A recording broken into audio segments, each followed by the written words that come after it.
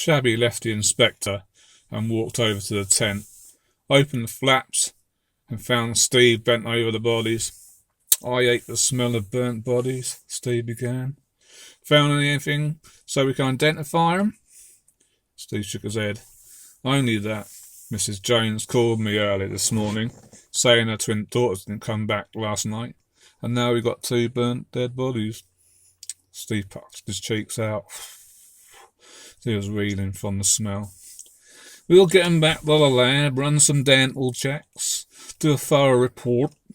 When we've done that, the coroner's post-mortem will establish who killed them. What we need to do is establish why and who would do such a despicable thing and why.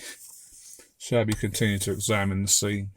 10 minutes later, the coroner's car squealed to a halt outside, and a noise from the brakes caused the men to put their fingers in their ears. It went. They left the tent so the bodies could be lifted. How's it nobody heard any screams or shouts for help?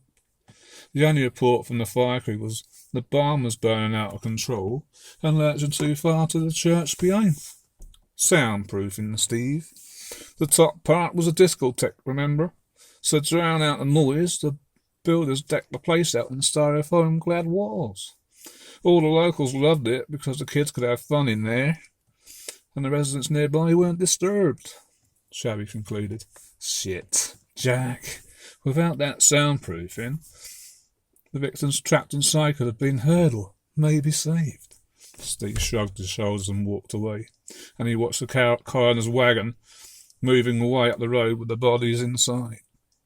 I'm going to stay here and see if I can glean some evidence from this disaster. Shabby patted Steve on the shoulder and left him to it. I have to visit the Joneses and tell them their daughters may be dead. Well, once we know their identity, we'll tell you straight away. Shabby continued to walk back to the middle of the scene and reconnected with the fire inspector.